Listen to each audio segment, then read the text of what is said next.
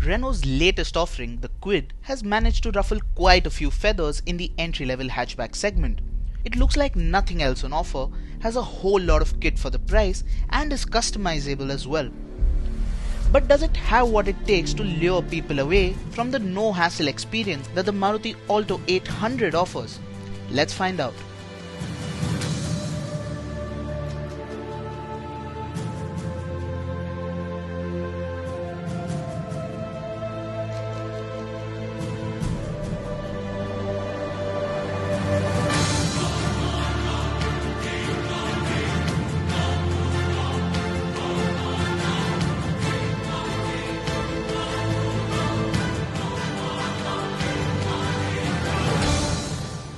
The Kwid is a bigger car in every possible aspect, be it height, width or length.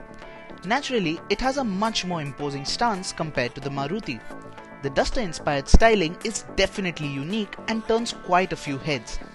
The large grille, smoked-out headlamps and the flush-fitting fogs give the Kwid a muscular face. The Alto 800 on the other hand looks clean and even docile for that matter. It gets petal-shaped headlamps, a slender grille and a large bumper.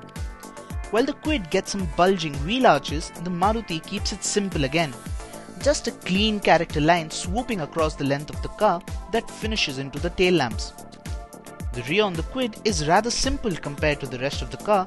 It gets just a set of large tail lamps that wrap around the boot of the hatch. The Kwid sits higher thanks to its 180mm ground clearance compared to the Alto's 160.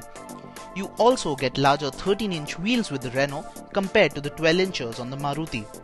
While the Alto 800 still has hints and cues of the old Alto, the Kwid follows the SUV-inspired styling cue to the T. The Renault is definitely the fresher design amongst the two and gets a vote for the edgy styling.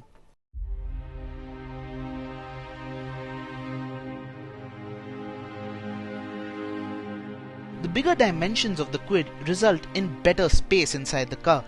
The front seats on either car are more or less on par, both in terms of comfort and space. Coming to the rear bench, the Kwid is better than the 800 both in terms of legroom and headroom. However, squeezing 3 people in the rear bench of either cars is a strict no. And yes, the quality of interiors in either cars is nothing to write home about, but they are certainly acceptable at that price point. Renault has stuffed the Kwid to the gills when it comes to features. The top-end RXT variant gets an all-digital instrument cluster. Then there's the 7-inch touchscreen infotainment system borrowed from the Duster that supports radio, CD, USB, aux and has Bluetooth compatibility as well. Not to mention the same system doubles up as a navigation unit as well. The Alto 800 gets a bare basic unit that supports USB, aux-in and radio paired to a couple of speakers. Both cars get front power windows, air conditioning and central locking in their respective top trim avatars.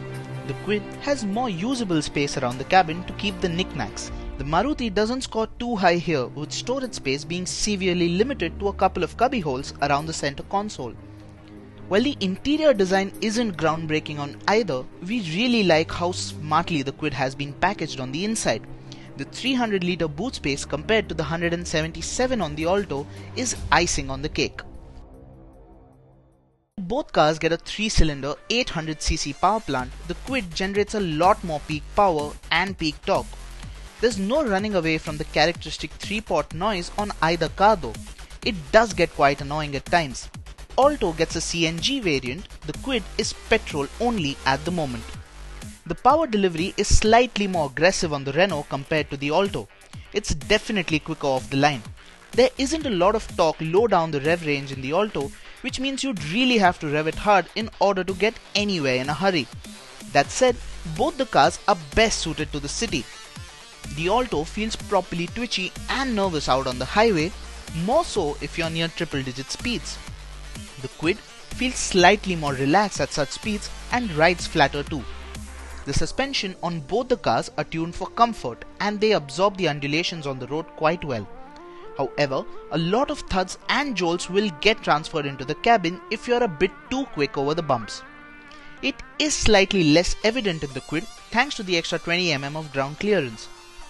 The steering is slightly heavier on the Renault as well, and it does feel more composed and stable at higher speeds. In comparison, the lighter steering on the Maruti makes city commutes and not to mention parking an absolute breeze. Kwid seems to have arrived, and how! It looks all set to dethrone the Alto. It looks like nothing else on the road, has more space, has better level of kit, rides better, and not to mention is more fuel efficient as well. And that gives it enough points to make it the current choice amongst the two. That said, the Kwid is still pretty new to the game, whereas the Alto has been around for more than a decade.